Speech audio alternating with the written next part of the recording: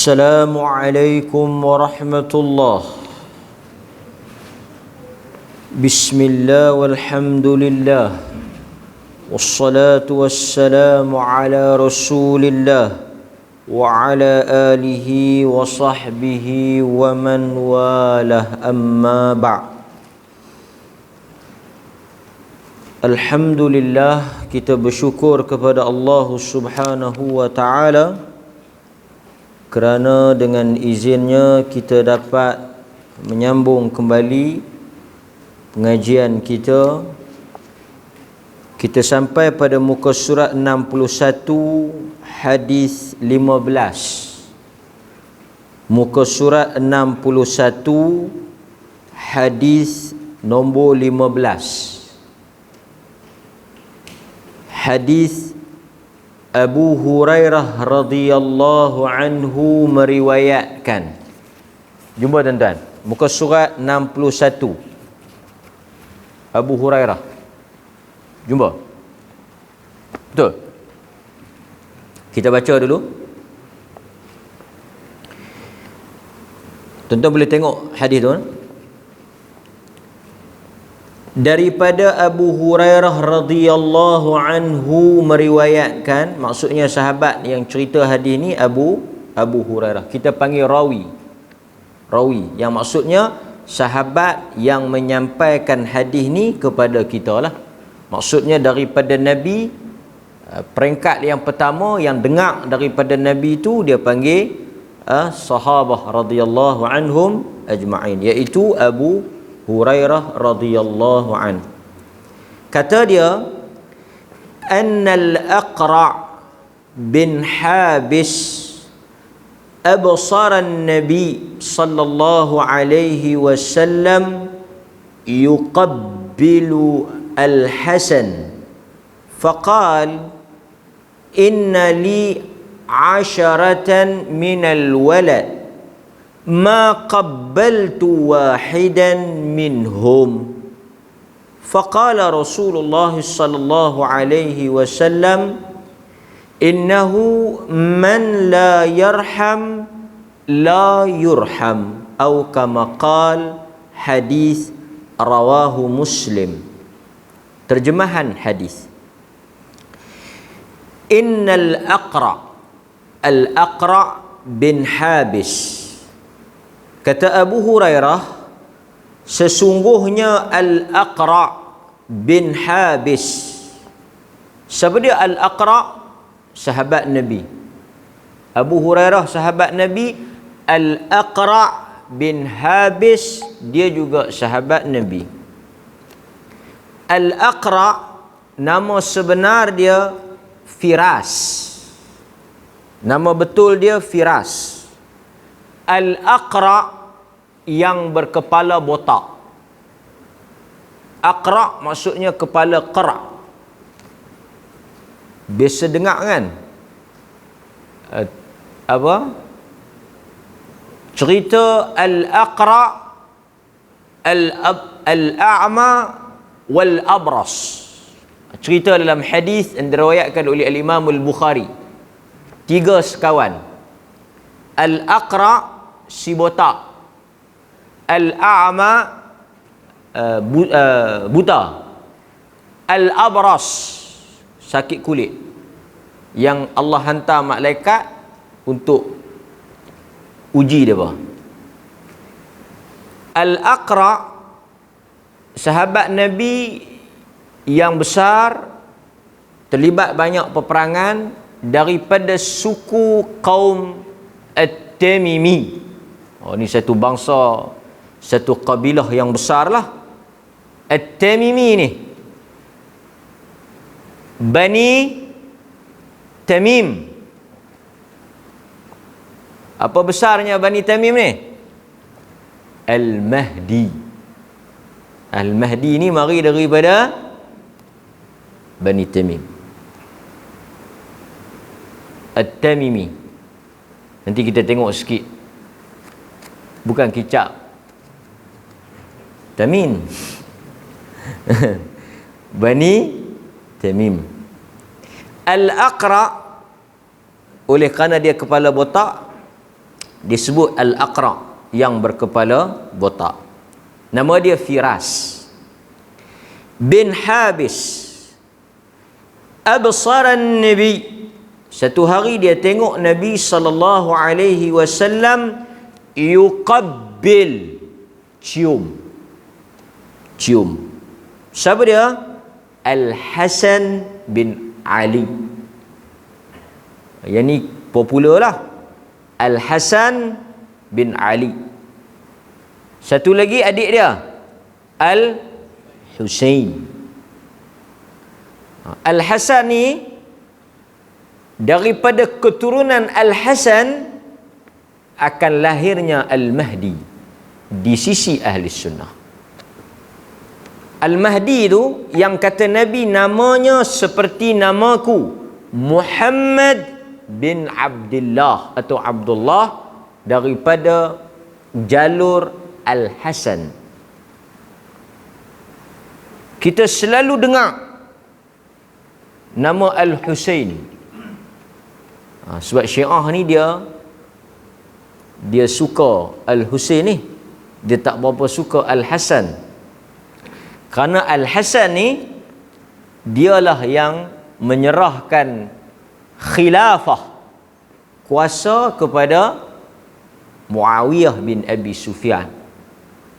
Apabila matinya Sayyidina Ali, ditikam oleh Abdul Rahman bin Ibnu Muljam, naiknya Al-Hasan. Al-Hasan tengok tak ada kesudahan, dia turun, dia serahkan khalifah kepada Muawiyah, yang mana disebut sebagai penyatuan orang Islam. Satu hari Nabi tengok Al-Hasan, cucu dia. Nabi kata, budak ini akan menyatukan di antara dua kelompok orang Islam, Al-Hasan bin Ali. Sebab itu Syiah dia tak apa suka Al-Hasan ni. Banyak ceritalah. Dia sebut juga, tapi tak apa nak galak macam dia sebut Husain. Di situ kalau tuan-tuan tengok dalam Syiah ni, banyak nama Abdul Husain. Dia banyak Husain ni Syiah kan. Tak apa, itu satu bab. Tetapi Al-Hasan dengan Al-Husain, dua-dua ni cucu Nabi. Nabi cium Al-Hasan, datuk cium cucu dia. Faqal, Al-Aqra ni dia tengok Nabi cium Al-Hasan, cucu Nabi. Dia kata, inna li asyaratan. Dia kata, aku ada 10 orang anak. Dia kata, aku ada 10 orang anak. Minal walad, lelaki. Dia kata, dia ada 10 orang anak. Ma qabbaltu wahida. Seorang pun aku tak pernah cium. Dia kata, aku ada 10 anak, seorang pun aku tak pernah cium anak aku. Dalam riwayat lain, fanadhara ilaih, Nabi tengok dia. Nabi angkat kepala, Nabi tengok. Nabi kata, man la yarham la yurham. Siapa yang tak ada perasaan kasih, tak reti nak kasih, tak tahu nak sayang orang, Tuhan dan makhluk tak akan sayang dia. Nabi tegur sikap Al-Aqra yang tidak ada sifat kasih tu. Dia tak pernah cium anak dia, seorang dia tak pernah cium. Bayangkan tuan-tuan, daripada lahir membesar dengan dia, siapa pun dia tak pernah cium. Dia tak ada sifat kasih. Nabi kata, man la yarham, siapa yang tak reti, tak ada perasaan kasih, tak reti nak sayang, tak ada perasaan rahmat, tak ada perasaan belah kasihan pada orang, keras, kasar, Tuhan tak sayang dia. Nabi tegur Al-Aqra bin Habis. Tuan-tuan, Al-Aqra dalam sebahagian riwayat dia memang kasar. Dia memang satu orang kasar, dalam erti kata sifat dia tu memang jenis dia bukan reti nak lembut. Para ulama bincang, dia kata macam ni tuan-tuan. Manusia ini ada orang yang memang dia lahir dengan kelembutan. Dia itu memang orang yang lembut, pemaaf, penyantun, cakap baik, orang sopan. Memang dia lahir macam tu. Dia bukan dia buat, atau bukan dia sesuatu yang ghair muktasabah. Bukan sesuatu yang dia ditrain macam tu, tapi dia memang lembut macam tu. Kan? Ada setengah budak keras, dahagi, kasar. Setengah budak lembut. Ada setengah orang memang dia cakap baik, cakap lembut. Jenis cakap ni cakap slow. Setengah orang dia rempang. Kan? Dia jenis cakap kuat, dia jenis riuh. Kan?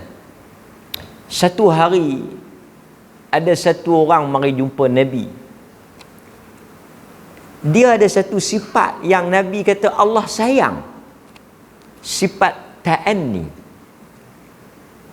Dalam riwayat itu ada rombongan luar daripada Mekah mari termasuk lelaki tu, Al-Ashaj.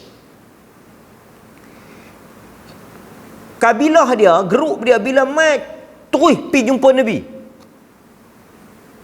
Sampai-sampai tu terus celapak pergi jumpa Nabi. Ada satu orang daripada rombongan tu, dia tak pergi sekali.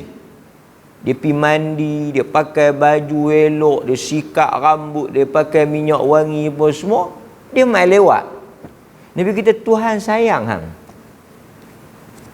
At-ta'anni minallah. Nabi kata sikap hang yang tenang, tak gopoh gapah, tak cemekap, tak gelojoh ni daripada Allah. Sebab itu kita akan dengar hadis yang Nabi kata at-ta'anni minallah wal 'ajalatu minasyaitan. Lembut dan tenang, atau dalam bahasa Melayu dia panggil wibawa. Tenang, nampak orang kata apa, tidak tergesa-gesa. Ini adalah sifat daripada kurniaan Allah.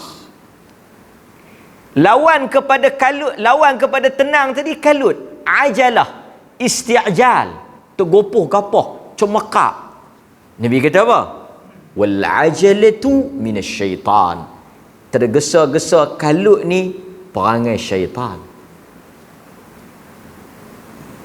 Ulama bincang, akhlak ni benda yang memang lahir bersama dengan kita pun, atau kita yang nak kena didik bagi jadi macam tu. Maksudnya Nabi kata manusia yang baik, manusia yang tak cakap banyak, cakap bila perlu pada perkara yang dia rasa ada manfaat. Ada orang memang dia jenis pendiam, macam kita selalu syarah lah, dia memang pendiam, banyaklah pahala dia dapat. Pasal kira hadis tu kena kat dia. Nabi kata orang yang beriman ni orang yang bila bercakap dia perlu dan dia banyak diam. Dia kata aku memang diam. Bukan kata benda tak perlu, benda perlu pun dia diam.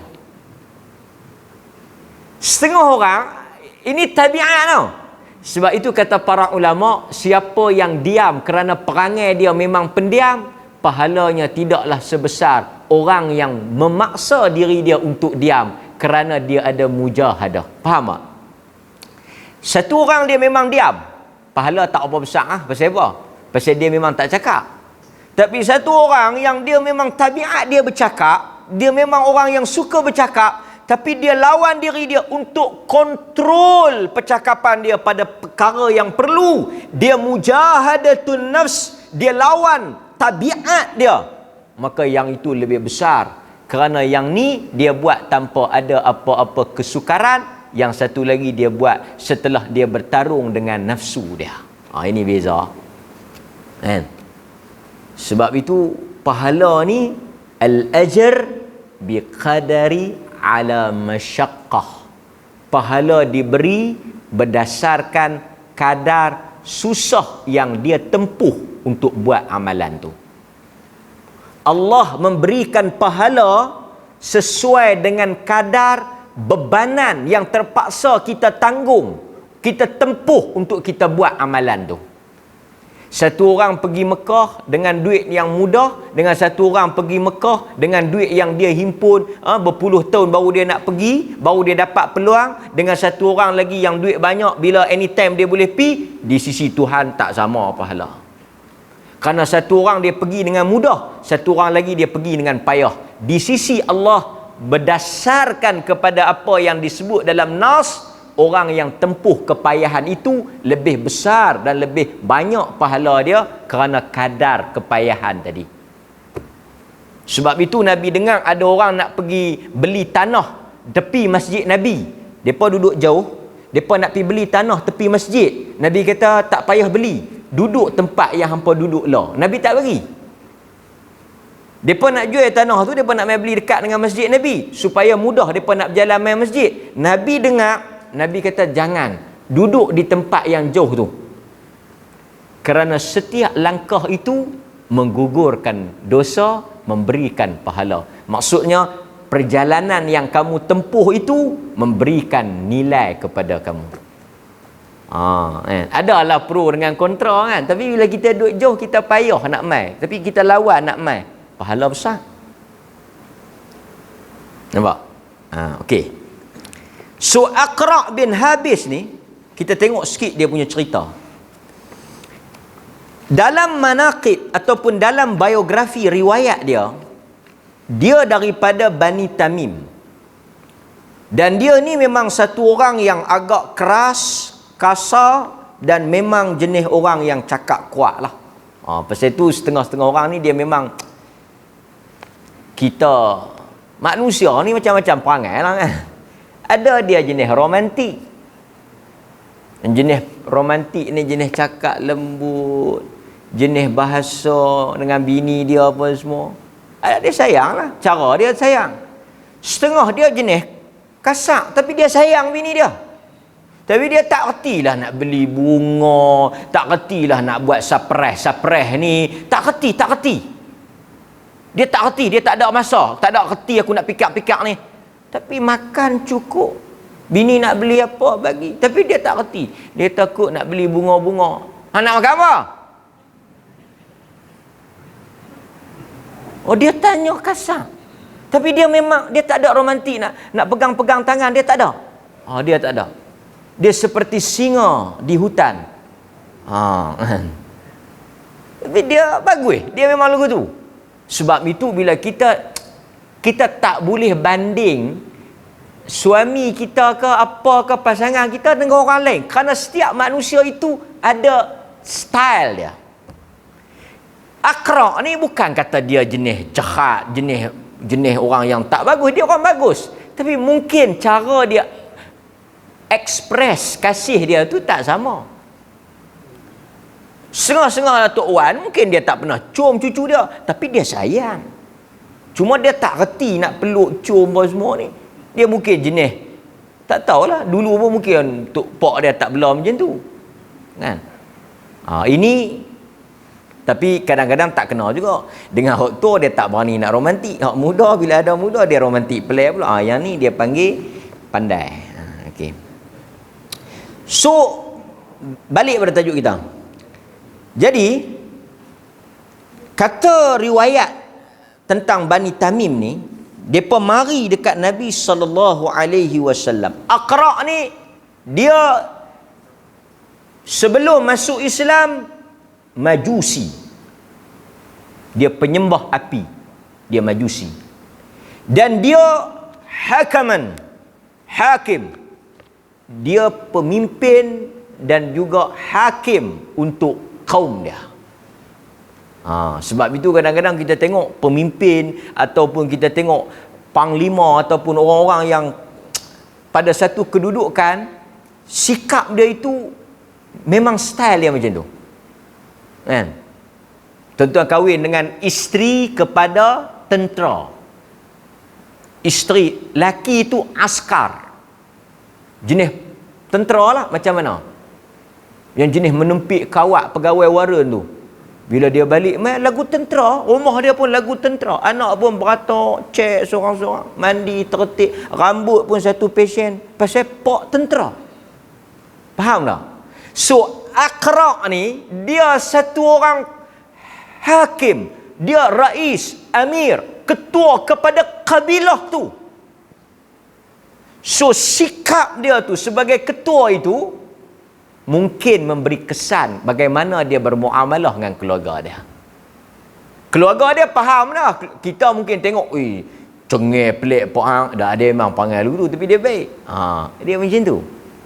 So Al-Aqra' ni dia memang daripada awal lagi dia memang dah bawa sifat keras tu. Kata riwayat yang menyebut tentang datangnya Al-Aqra' ni kepada Nabi SAW, apabila dia sampai kepada Nabi ni, dia tempik, dia angkat suara panggil Nabi tu daripada luar. Itu apa yang disebut di dalam suratul Hujurat yang kita boleh baca, yang mana Allah Subhanahu wa taala sebut, innal ladzina yunadunak, sesungguhnya orang-orang yang memanggil engkau wahai Muhammad, min wara'il hujurat. Tu yang nama surah Al-Hujurat tu. Apa makna Al-Hujurat? Hujurat maksud bilik-bilik. Al-Hujurat maksudnya bilik-bilik siapa? Bilik-bilik isteri Nabi. Nabi kan dia isteri banyak, dia buat bilik-bilik lah, maksud rumah-rumah lah. Rumah hujrah. Pasal tu kalau tuan-tuan tengok, mereka buat muzium muzium Madinah tu, kalau pergi ke Madinah dia akan buatlah bilik Aisyah, bilik Hafsah. Yang ni dia panggil Al-Hujurat. Surah Al-Hujurat tu surah bilik-bilik, merujuk kepada bilik-bilik yang isteri Nabi inilah. Jadi Al-Aqra' ni bila dia sampai, dia panggil Nabi tu dengan suara yang kuat, kan, min wara'il hujurat, kan, min wara'il hujurat. Kata riwayat yang sebut atau yang panggil ni Al-Aqra' bin Habis. Al-Aqra' bin Habis. Maknanya dia ni jenis orang yang orang yang tegas, keras lah, kan. Dan dia banyak terlibat di dalam peperangan yang disertai oleh sahabat-sahabat Nabi sallallahu alaihi wasallam. Dan kalau kita tengok bagaimana akhirnya Al-Aqra' bin Habis ini terkorban bersama dengan kesemua anaknya di medan jihad. Hebat. Al-Aqra' bin Habis ni dalam riwayat menyebut dia meninggal bersama dengan ke-10 orang anak dia tadi ni di dalam medan jihad. Di dalam medan jihad, dan dikatakan dia terkorban itu di dalam peperangan Yarmouk. Kan? Okey.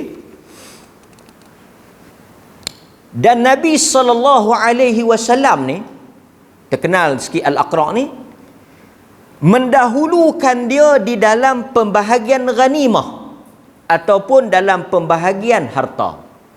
Sebab apa? Kerana dia ni ketua kepada kabilah tu, yang kita kata daripada Bani Tamim tadi ni. So oleh kerana sikap dia itu dan kedudukan dia tu, bila dia masuk Islam, Nabi akan memberikan keistimewaan sesuai dengan taraf dia lah.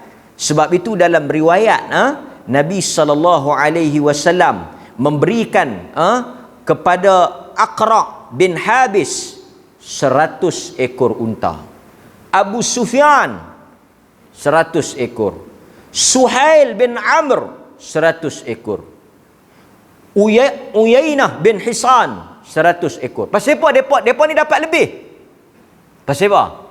Kedudukan depa. Nabi bagi first, panggil depa. Lepas tu bagi dulu dekat depa, bagi lebih. Sehingga kan dalam riwayat yang lain, apabila ada emas daripada Yaman, daripada Sayyidina Ali bin Abi Talib, lalu Nabi SAW memotong emas itu kepada 4 bahagian.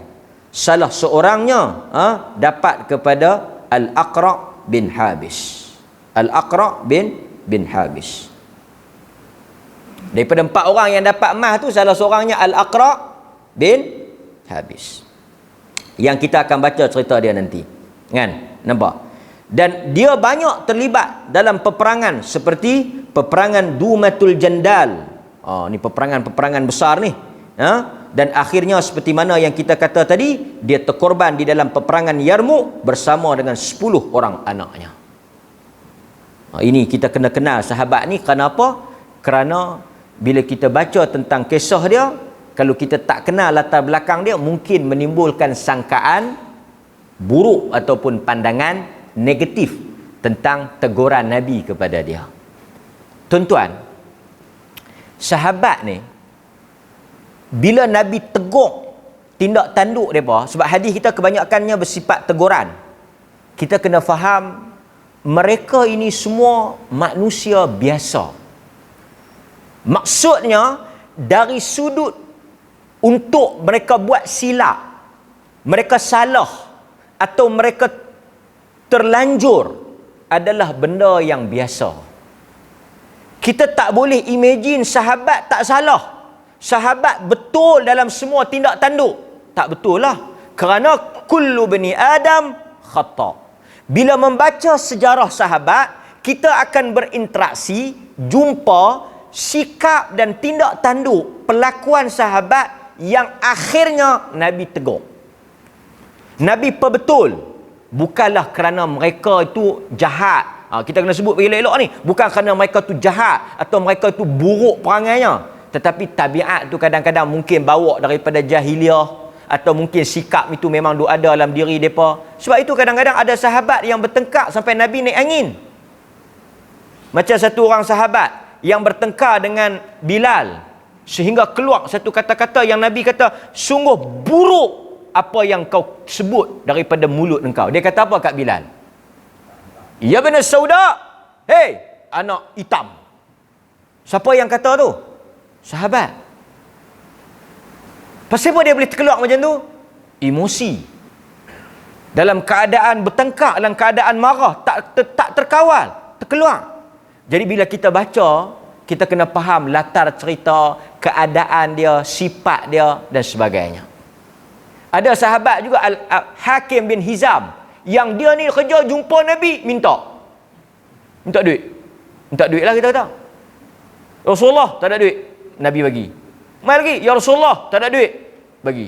Ya Rasulullah tak ada lagi, bagi. 3 kali, tiap-tiap kali lah kali Nabi kata, Hakim bin Hizam, dunia ni kalau hang minta, hang duk minta memang tak cukup.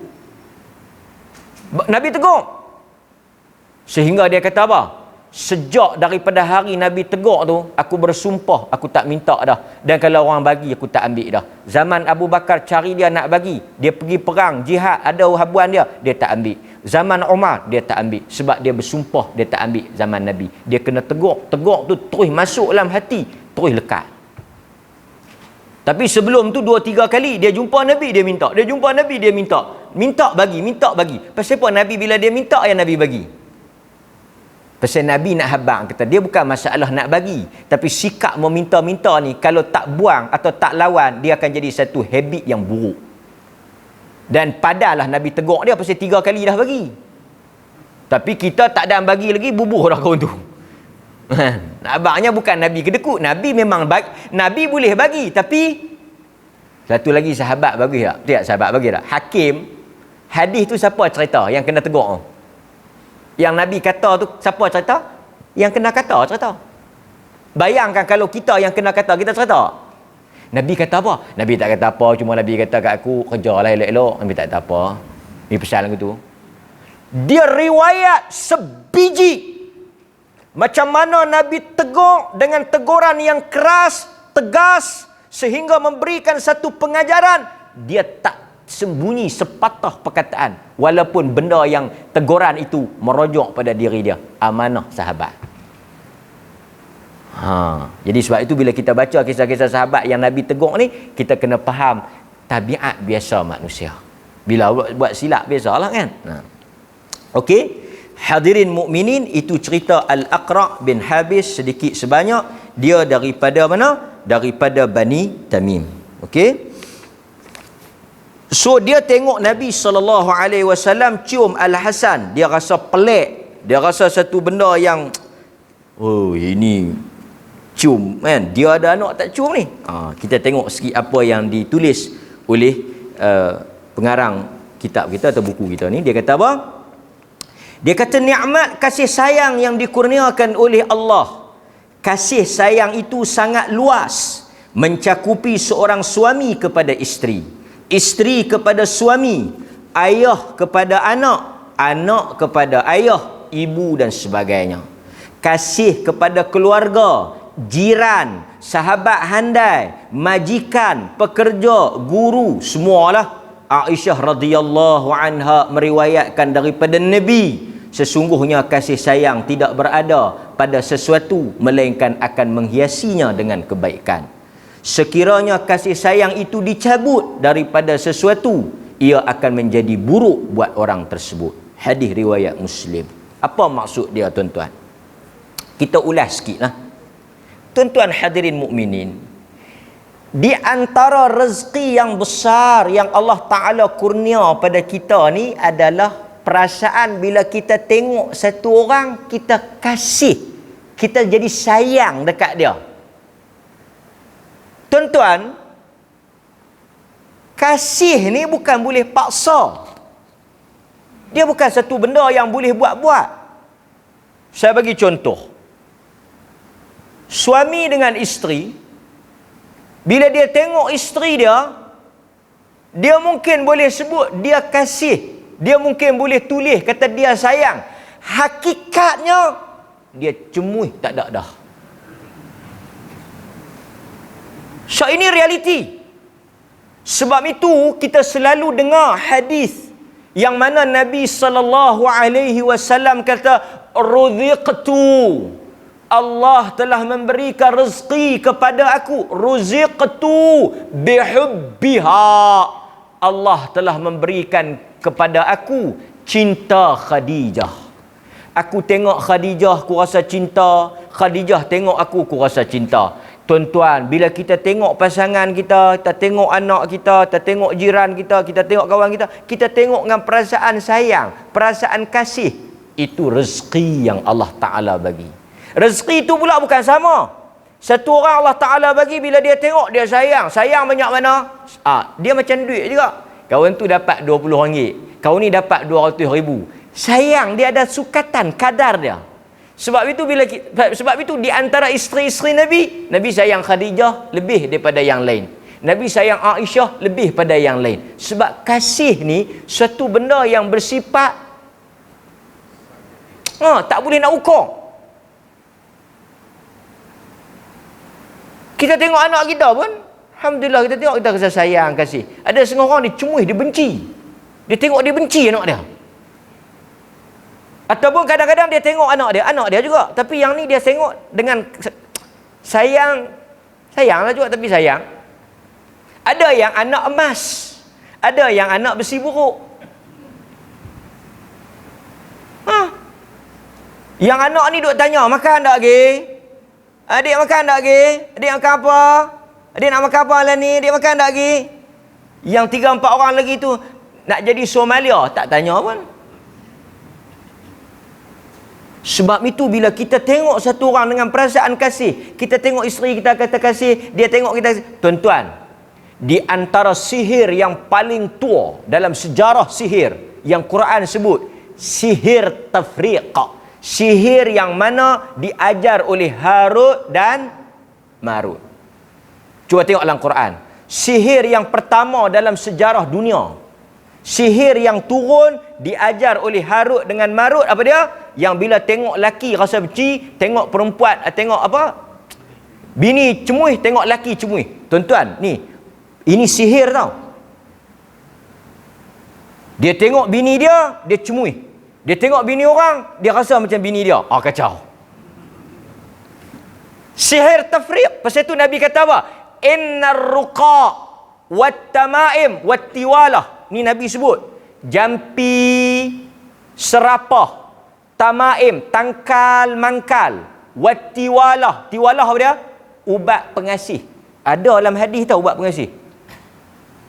Nabi kata syirkun. Semua ni syirik. Kita tengok bini kita sayang, tengok rasa kesian. Tak gaduh nak nasi kangkang, tak gaduh nasi tangga, tak gaduh nak ubat pengasih, minyak senyonyong, susuk sana susuk sini, dia tengok kita. Setengah tu nak kena menuntut, nak kena minyak ni, nak kena buih ni, tanam ni. Nak buat bagi cinta. Tiba-tiba dia tengok kita. Tuan-tuan, benda tak boleh paksa. Pasal itu dalam hadis, tuan-tuan bisa dengar tak? Barirah dengan Mughis. Barirah dengan Mughis. Yang mana Barirah ni merdeka. Mughis, laki dia tak merdeka. Dalam Islam, bila pasangan merdeka, dia kira tercerai lah. Kalau salah seorang hamba, seorang lagi merdeka, dia kira cerai. Mughis ni gila talak. Ikut kata cerok Barirah. Dia tak elok lah. Tak apa nak elok. Nabi kesian tengok Mughis. Nabi panggil Barirah. Nabi kata, ish Barirah, baliklah kot kat Mughis. Suruh kah tanya? Barirah tanya Nabi, suruh kah tanya? Tanya aja, tak mau. Tak mau, dia tak mau. Nabi kata tak adalah cinta yang lebih hebat daripada cinta Mughis kepada Barirah. Tapi Nabi tak boleh paksa. Nabi tak paksa. Nabi kata hampir balik, kesian kat dia. Tak. Nabi tanya. Satu orang wanita mai dekat Nabi. Dia kata, ya Rasulullah, aku tak boleh duduk dah dengan bini aku, dengan laki aku. Pasal apa? Aku dah tak reda dengan dia. Aku tak suka dengan dia. Dan aku tak cinta pada dia. Nabi kata, hang nak duduk ke atau hang nak pisah? Nak minta pisah. Nabi pisahkan. Pasal itu, tuan-tuan, kasih ni rezeki. Kasih rezeki. Kita mungkin boleh bagi rumah sebiji, beli kereta sebiji, bagi duit, orang kata apa? Kita bagi duit, dia sayang kat kita. Tapi sayang di atas duit. Tak ada duit, tak ada sayang. Sebab itu bukan kata dia sayang kat kita, dia sayang kat duit kita. Tapi isteri kita, apa keadaan kita pun, dia kata aku tak ada apa dah. Tak apa. Ada gigi dengan lidah pun jadi dia tak. Nak abang kata tak ada apa pun, dia akan tak lari ya. Setengah orang lari tinggal bini, lah banyak lari tinggal. Ni baru ni saya tolong satu kes, perambat laki dengan anak dia keluar daripada rumah. Merempak kata mana tak tahu. Tolong beli tiket hantar balik. Dihalau oleh bini, jangan memeng. Ini perambat. Diperoleh kes. Pasal tak ada cinta. Maka sebab itu hadirin mukminin, dalam hal kasih sayang ini disebut sebagai rezeki. Allah merahmati manusia yang mengasihi. Banyak kaedah dan cara untuk kita mendapat rahmat Allah.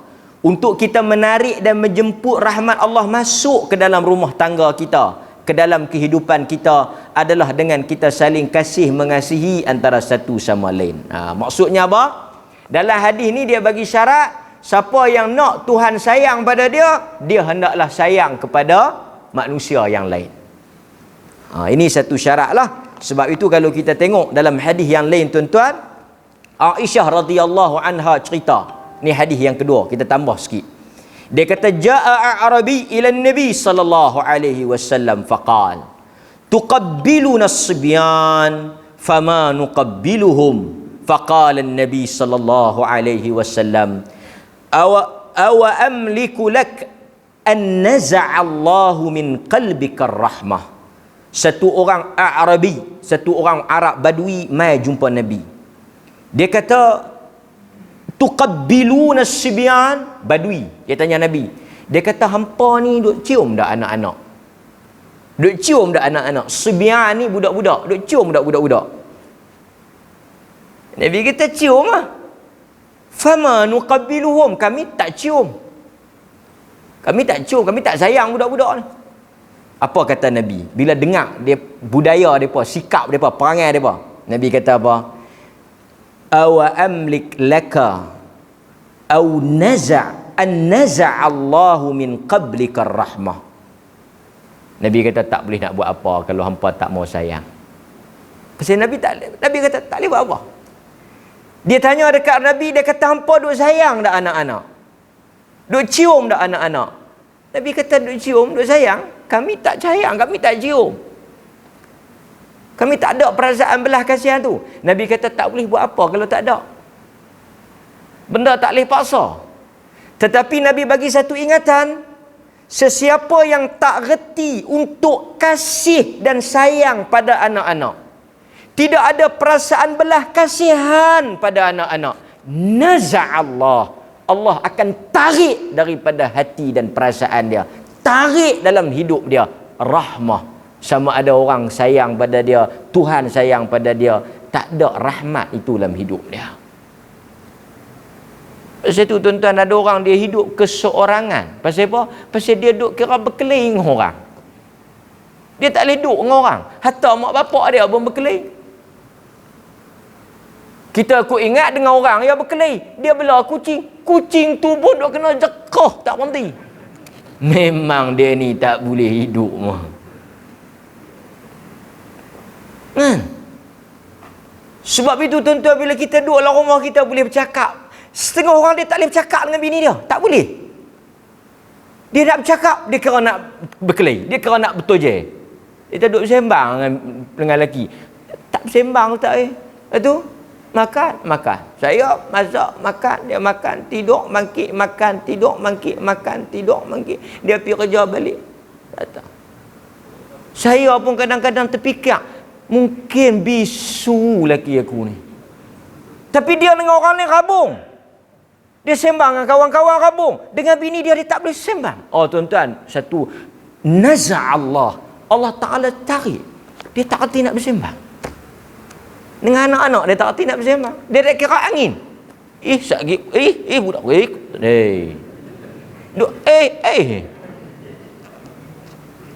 Dia tak boleh nak duduk bersembang, nak melawak. Dia tak ada perasaan itu. Naza'allah. Bukan dia tak ada. Naza'allah. Allah cabut. Allah cabut. Bila Allah cabut, siapa boleh bebuh? Tak ada. Pasal itu tuan-tuan, Allah sebut dalam Quran, wa ja'ala bainakum mawaddatan wa rahmah. Sebab itu tuan-tuan tengok perkataan Allah kata apa? Litaskunu ilaiha. Tuan-tuan duk dengar tak perkataan sakinah? Sakinah tu mai daripada word apa? Perkataan apa sakinah? Sakinah mai daripada perkataan sakan, duduk. Sakinah maksudnya tenang. Allah kata dalam Quran, dijadikan pasangan suami isteri itu litaskunu ilaiha, supaya kamu boleh duduk dengan tenang di antara satu sama lain. Wa ja'ala bainakum mawaddatan wa rahmah. Dan Allah jadikan di antara suami isteri itu, bila dia tengok, mawaddatan wa rahmah. Saya ada satu video pasangan Arab tua. Laki dia terlantak atas katil, bini ikut. Which one lah, salah seorang tu terlantak atas katil, laki dia sehat. Dah tua dah. Duk lawan ni, cek hafazan Quran. Laki baca, bini cek. Dah sakit lah, dah teruk. Kita mau kalau laki sakit, kita duk ingat mai, tuan-tuan jaga-jaga, dia ingat mai ketua, dia ingat dia jadi nak elok, dia jadi nak lagi bunga tik tau. Damah kalau sakit ni, kalau duk sakit-sakit ni, dia, saya ustaz duk doa ya. Kalau boleh saya duk kira macam nak bubuh racun tikus dalam bubuk tu, suap bergemat. Ada bini dia, lelaki buat bendang, racun tikus banyak dalam stor kan, suap nu tak kena, masin lebih kan, bubuk lembek, dah bubuk lembek lah, nak suap nasi tak ada gigi, hok nu tak kena, hok ni tak kena, pi dapur, buka stor, tuang sebotol, suap, sengap situ, duduk tenang. Polis mai tanya siapa buh racun tikus, saya buh, ambil buat pi. Tekanan. Sebab itu kita selalu sebut rumahku, syurgaku. Kenapa kita sebut syurga? Apa makna syurga? Bukan macam syurga pun, tetapi ketenangan itu. Kerana bila kita duduk dalam syurga, satu benda yang kita tak boleh beli di tempat lain adalah as-sakinah. Kan? Pasal itu Hangat, dia rasa hangat. Kan? Sebab tu kita tak ada lelaki rasa tenang lah. Dengar motor dia balik rasa macam Allah balik mailah. Tak ada kalau di lori mana nak belah bang. Allah. Dia cakap lagu tu.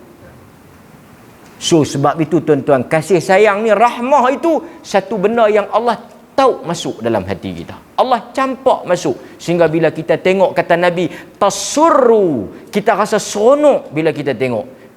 Dan kita doalah dan kita berlindunglah bila kita tengok pandangan kita menjadi pandangan yang benci, pandangan yang marah. Bila kita tengok rasa nak marah, kita rasa nak benci, ketahuilah Allah telah cabut rahmat itu.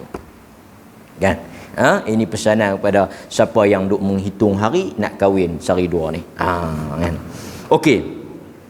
Lah kita tengok lagi hadis yang berikutnya. Ini semua cerita sifat Nabi yang penyayang ni. Al-Hasan satu hari, ni semua tuan-tuan tahu, dia naik atas belakang Nabi SAW. Kan? Kadang-kadang tuan-tuan bisa tengok tak, Nabi duk baca khutbah, Al-Hasan dengan Al-Husin mai daripada rumah tu.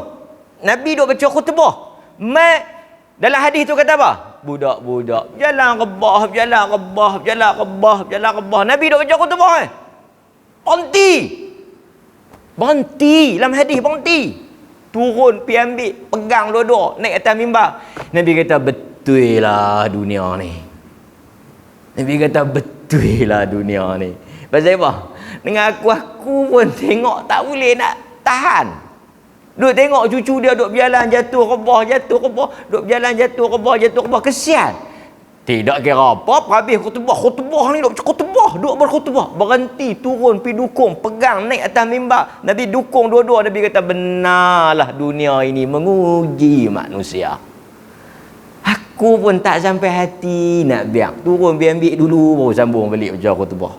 Lembut Nabi. Kalau kita main lagu tu, Tok Wan, Tok Imam, cucu main masjid tu, yang hang duk di rumah ni buat apa ni? Hang tak tengok cucu duk kacau, bersabuk aku nak mengajak tak boleh. Apa dah tua-tua tak erti ni? Nak jaga cucu. Dia hingak tu. Yang tua tu cucu cedah, dia kuak sakit lutut, tak leligan tak dan. Pereklah cucu tu balik. Hang tengok Tok Wan duk mengamuk. Tok Wan angin, Tok Wan, Tok Imam angin.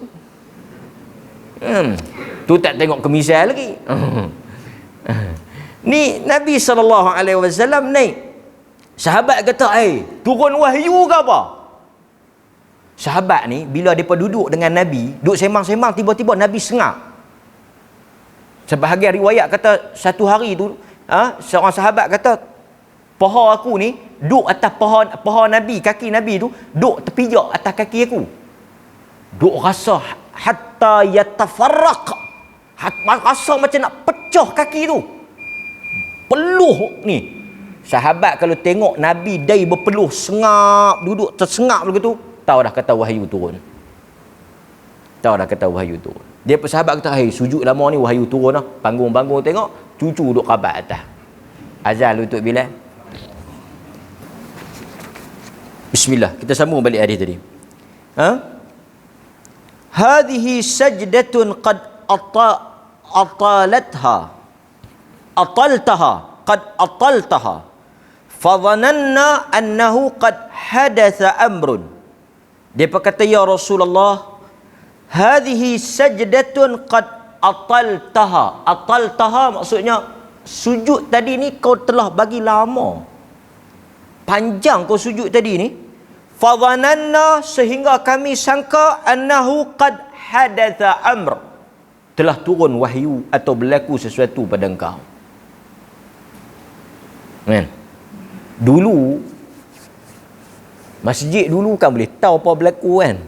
Tambah waktu duduk sujud. Masa Umar kena tikam masa semayang subuh. Cerita sikit lah kan. Umar kena tikam dengan apa? Abu Lu'lu'ah Al-Majusi. Abu Lu'lu'ah ni dia tukang buat pisau. Bukan tukang buat pisau, dia ni pekerja asing, pati. Dia duk buat pisau. Umar tengok dia duk buat pisau. Umar kata, aku dengar hang duk buat pisau. Pisau yang tu lah cakok. Dia sebut satu perkataan. Dia sebut kat Umar, aku akan buat satu pisau yang semua manusia akan ingat pisau tu. Dia sebut kat Umar. Dan memang sampai hari ni orang ingat pisau tu. Bila dia tikam Umar, kelam. Lepas tu kita tengok dalam hadis, sahabat kata kami pergi sembahyang subuh, kami kan tahu siapa duduk kiri, siapa duduk kanan. Kelam. Tapi bila habis sembahyang, oh dia ni ke? Maksud lama Nabi sembahyang subuh. Kena tikam, terborai usus keluar, terkoyak perut. Tapi duduk gagah sembahyang. Lepas tu sengak. Dia pun ingat kata Umar lupa kata apa ke? Subhanallah, subhanallah. Dia pun duduk tegur. Apa tak nampak, tak tahu apa jadi. Umar kata anjing gigit. Di Madinah kan banyak anjing. Anjing gigit. Kan anjing biasa masuk duduk bawah katil Nabi. Anjing gigit. Dia duduk rasa macam pedih anjing gigit. Rupa-rupanya dia dah kena tikam dengan Abu Lu'lu'ah. Tak tahu keadaan macam tu kan. Okey. Apa kata Nabi? Dia berkata apa jadi? Apa pasal tadi sujud lama? Zalika lam yakun walakin nabni irtahalani. Dia kata tak ada apalah, wahyu pun tak turun dan tak ada jadi kisah apa. Cuma dia kata cucuku telah naik irtahalani. Dia telah naik atas aku, fakarihtu an uajjilahu. Aku tak suka. Karihtu. Aku tak seronok nak potong seronok dia. Aku benci nak mangkit tu sekali sebab dia duk main. Sekali kalau aku mangkit, dia jatuh dan terberhenti dia main. Aku biar dia puas main dulu, lepas tu baru dia turun. Lepas dia puas main tu, dia turun kan. Sebab tu ada satu video tapi saya pun tak apa seronok lah video tu. Apa cucu tarik selok kan. Tu kan dia viral kan. Tapi Nabi ni memang dia sifat rahmat. Dan Nabi bukan dia saja dengan keluarga dia. Dengan keluarga orang lain pun pasal itu Nabi ni, tuan-tuan bisa dengar ada hadis sallu kama raaitumuni usalli. Bisa dengar? Bisa dengar tak cerita hadis tu? Hadis tu sahabat nama Malik bin Huwairis. Depa bukan duduk Madinah, depa duduk luar. Depa mai nak mengaji macam mana nak semayang. Depa kata Rasulullah, macam mana kami nak semayang ni? Depa mai mengaji dengan Nabi. Tu yang keluar hadis sallu kama raaitumuni. Semayanglah macam mana aku semayang. Okey tuan-tuan. Kata Malik bin Huwairis, lama kami duduk dengan Nabi 20 lailah. 20 malam. Fadhananna anna qad ishtaqna ahlana. 20 hari kami duduk dengan Nabi. Ni Nabi tu yang kata Nabi tu, tahu apa dia? Depa ni budak-budak muda, orang muda, tapi ada bini, ada keluarga masing-masing lah, tapi depa ni budak. Tak Nabi panggil depa. Nabi kata apa? Nabi kata fasa'alna an man tarakna min ahlina fa akhbarnahu wa kana raqiqan rahima. Nabi panggil mana ni? Berapa hari dah duduk? 20 hari. Ada keluarga ke? Kita kadang-kadang pergi sampai tak tahu mana halau. Tinggal keluarga sampai tak tahu. Nabi kata kafa bil mar'i isman ay yudhi'a man yaqut. Satu orang jatuh berdosa, tak payah buat benda besar. Tinggal anak bini, tak ada nafkah, buat tak heran, buat tak peduli, tinggal tak ambil bak, tinggal berbulan-bulan tak cara ke anak bini, dosa tak sangka dah. Bukan kata tak nak pergi syirik ke, bunuh orang ke apa. Tinggal anak bini lepas tu tak ambil peduli. Tak kira lah alasan apa pun, tinggal anak bini. Ada pula pihak kat JKK suruh jaga anak bini dia. Ni saya nak keluar saat ni, tolong tengok saya anak bini, tak ada ikan-ikan apa tolong beli. Tukar bin lah kalau lagu tu. Tak ada alasan lah agama tinggal anak bini. Nabi SAW panggil dia. Fasa'alna, Nabi tanya ada tak hampa tinggal keluarga? Kadang dia tinggal keluarga ni, dia pergi keluarga ni, tak apalah tu cerita lain. Ni yang tinggal keluarga. Dia berkata apa? Dia berkata ada. Kami buat apa? Fa akhbarnahu. Kami bagi tahu dia ni ada keluarga, ada isteri, ada mak apa. Tengok Nabi ni. Dia berkata apa? Wa kana raqiqan rahima. Nabi satu orang yang lembut, satu orang yang kasih, satu orang yang sangat faham. Nabi kata apa? Irji'u ila ahlikum. Pi baliklah. Nabi suruh irji'u ila ahlikum. Nabi kata pi balik kat keluarga hangpa masing-masing, pi balik. Esok pakak balik, pi balik. Pasal apa? Nabi tahu depa rindu kat keluarga. Depa tahu Nabi tahu kata depa rindu 20 hari tinggal, pi balik. Pasal itu biasa dengar tak cerita Umar yang bini tentera. Tentera biasa dengar? Ha? Kan? Yang pi berapa apa? Pi perang kan tak berapa bulan yang pakak bini duk buat syair tu. Kami merana apa semua. Umar dengar. Lah kali Umar buat Umar tanya lama mana boleh tinggal? Pasal benda keperluan. Takkanlah kat duk puasa. Macam mana Rasulullah puasa? Kan? Dia ada manusia, ada keinginan, ada syahwat. Umar kata, pi siasat tengok berapa lama satu wanita boleh tahan, boleh ditinggal kat isteri dia, buat giliran tentera, tukar shift, cukup berapa bulan, tukar, panggil kawan umai, hantar kawan ni pula. Sampai teratu, ra'i keperluan naluri insan. Nampak? Okey. Dan Nabi kata apa? Wa'allimuhum wa muruhum. Ajak mereka semayang dan ajak mereka agama. Itu daripada Nabi sallallahu alaihi wasallam. Okey, hadirin mukminin. Apa lagi yang kita boleh ambil kesimpulan daripada hadis kita pada malam ni? Kita tengok pada muka surat 63. Cantik penulis kita bawa. Masuk ke dalam syurga kerana mengasihi. Manusia ni masuk ke dalam syurga kerana apa? Kerana mengasihi manusia. Nabi SAW bersabda, penghuni syurga itu ada 3 golongan.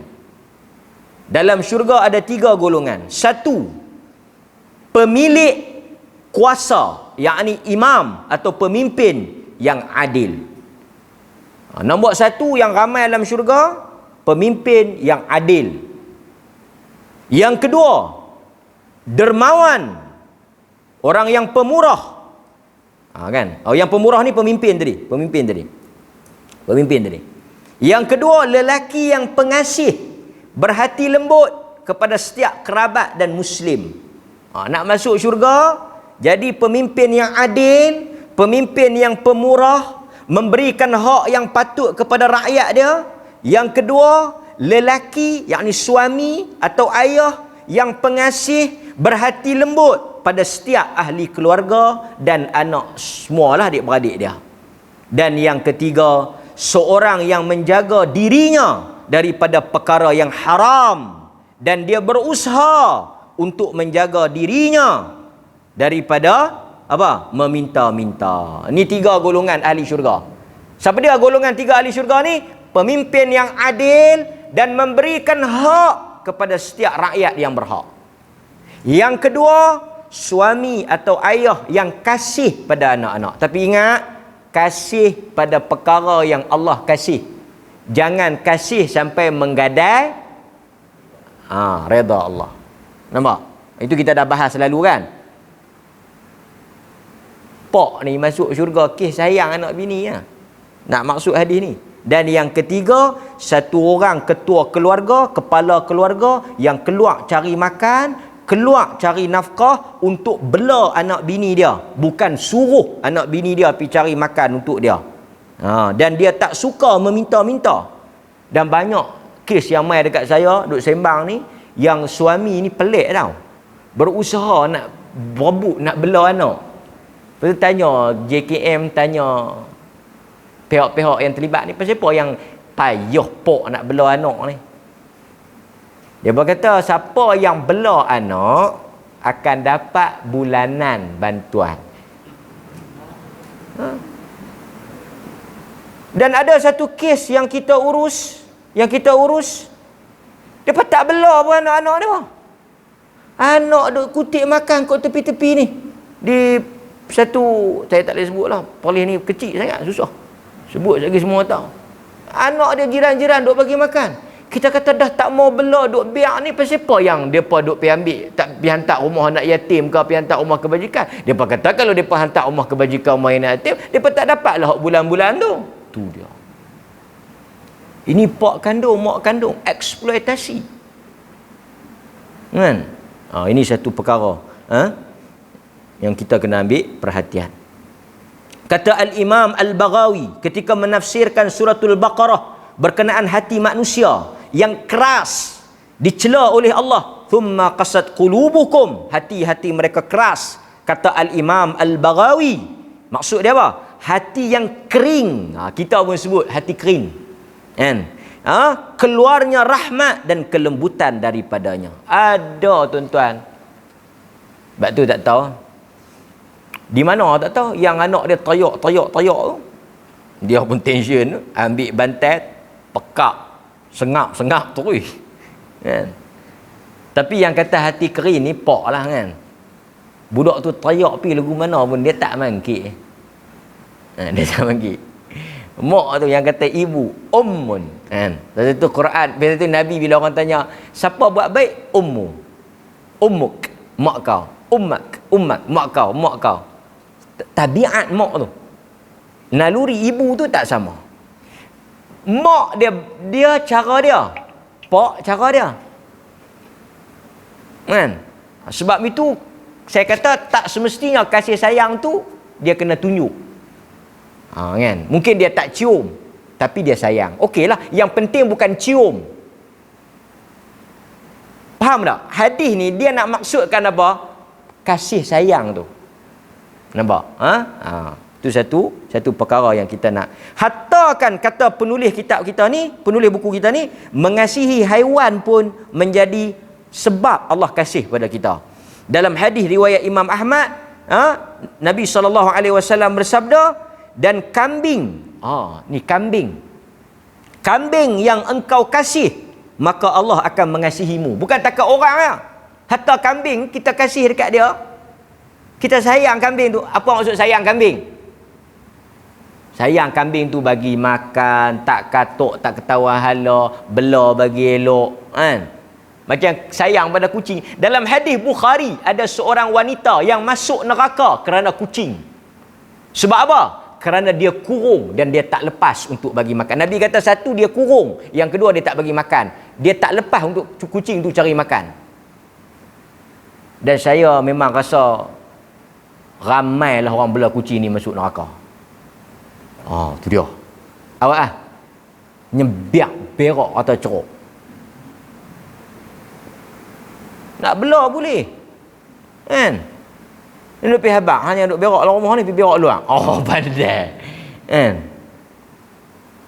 Dia kata saya bela kucing ni pasal sayang kucing ni masuk syurga. Betul. Tapi oleh kerana sayang kucing, berapa ramai orang yang duk berak kencing apa semua, yang duk lebih besar sakiti jiran tu, kan? Pasal tu kita betul, kita boleh bela kucing, tapi pastikan dia tak menyakiti jiran. Pasal kasih pada kucing pun Nabi suruh jangan. Nabi kata man kana yu'minu billah wal yaumil akhir, siapa yang beriman kepada Allah dan hari akhirat, fala yu'dhi jarah, jangan dia sakiti jiran dia. Kalau jiran tersakit kerana sikap, lepas tu dia pandai pula, Allah nak buat aku mana ustaz? Kucing bukan ada akal. Kucing memang tak ada akal, tuan kucing ada akal. Jangan tuan kucing pun tak ada akal sama macam kucing, kan? Ini satu sikap. Pasal tu bila kita pak satu sunnah, memang jaga binatang bagus, kan? Siapa yang sayang binatang, Allah sayang dekat dia. Bela habis, duk taman, bela itik, bela ayam. Duk taman perumahan, bela itik, bela ayam. Bayangkan. Mini zoo. Lepas tu bila orang tengok, tak baca hadis. Tak baca hadis. Yang tu baca tak habis. Jiran dengan bau, dengan busuk, dengan tai apa semua, dengan penyakit, dengan nyamuk apa semua. Lepas tu, dia kata dengan ulat sawa pun belah. Dah, ulat sawa ni bukan saya belah, main sendiri. Apa kan? Berdosa kita. Sebab tu kadang-kadang manusia mungkin banyak salat dia, banyak sedekah dia, tapi tetap dia masuk neraka. Pasal apa? Pasal dosa dia dengan orang lebih besar daripada pahala dia dengan Tuhan. Itu kita kena hati-hati. Kan? Nampak tu?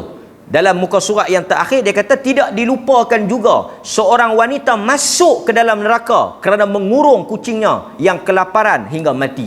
Dan banyak kita tengok sebelum dunia bercakap tentang hak binatang ni, tentang kasih cinta pada binatang ni, Nabi dah. Pasal tu Nabi tengok satu orang asah pisau depan kambing dia, depan lembu dia. Nabi kata aqatalta qatlan. Nabi kata hang nak bunuh 2 kali. Hang nak bunuh dia 2 kali. Pasal tu Nabi kata bila nak asah di belakang dia. Dan bila sembelih, jangan sembelih depan kawan-kawan dia. Bukannya reti apa tu ustaz. Dia tak reti apa, dia tengok pun semacam leleh yak mata. Ada pula tu bangga, megah. Ni hang tengok. Lagi hang pula, hang tengok ni, hang tengok. Hang perhati hang tengok. Hang duk buat liak tak tahu halang hang tengok ni. Dia boleh sembelih depan. Rahmat. Nampak tuan-tuan? Sebab itu Allah Subhanahu Taala sebut dalam Quran. Dia kata dicium anak. Anak ni dalam Quran dia ada 3 jenis dengan kita ibu bapa. Satu, yang Allah Ta'ala uji tak bagi anak langsung. Ada manusia yang Allah uji dengan tak ada anak langsung. Quran sebut. Itu cara ujian dia. Ujian dia tak ada anak. Ada satu yang Allah bagi anak tapi Allah ambil awal.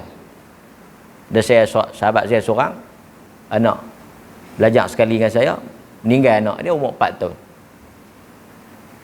Allah ambil, dapat anak. Ada orang tak dapat langsung, tu cara Allah uji. Anak juga, isunya anak. Ada orang yang Allah bagi anak tapi Allah ambil awal. Allah ambil awal. Pun ujian, cara tu.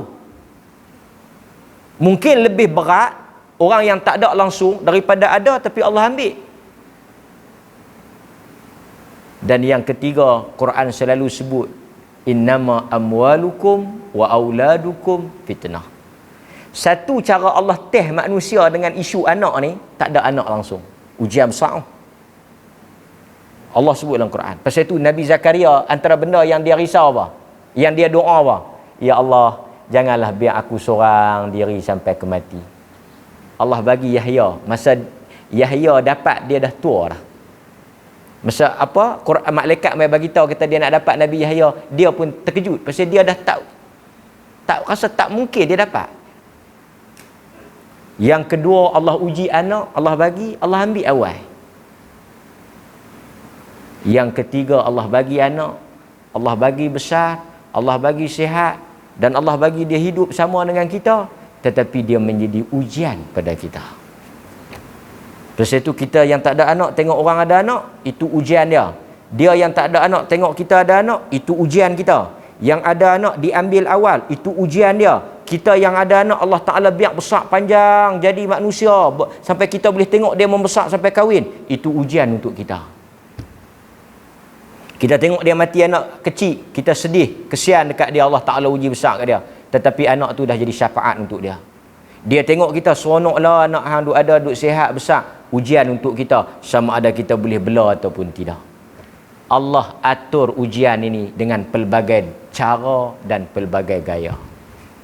Mudah-mudahan tuan-tuan, hadis yang kita baca malam ni memberikan sedikit manfaat kepada kita. Doalah Allah Ta'ala campakkan kasih pada kita dan orang yang tengok kita, dan kita tengok orang dengan perasaan kasih, dan Allah Ta'ala hilangkan Rabbana ghfir lana wa li ikhwanina alladhina sabaquna bil iman wa la taj'al fi qulubina ghillan. Quran kata apa? Wa la taj'al fi qulubina ghillan. Jangan campak ke dalam hati kami dengki kepada orang-orang beriman yang pergi dahulu daripada kami. Wa sallallahu ala nabiyyina Muhammad wa ala alihi wa sahbihi wasallam. Walhamdulillahi rabbil alamin. Wassalamualaikum warahmatullahi wabarakatuh.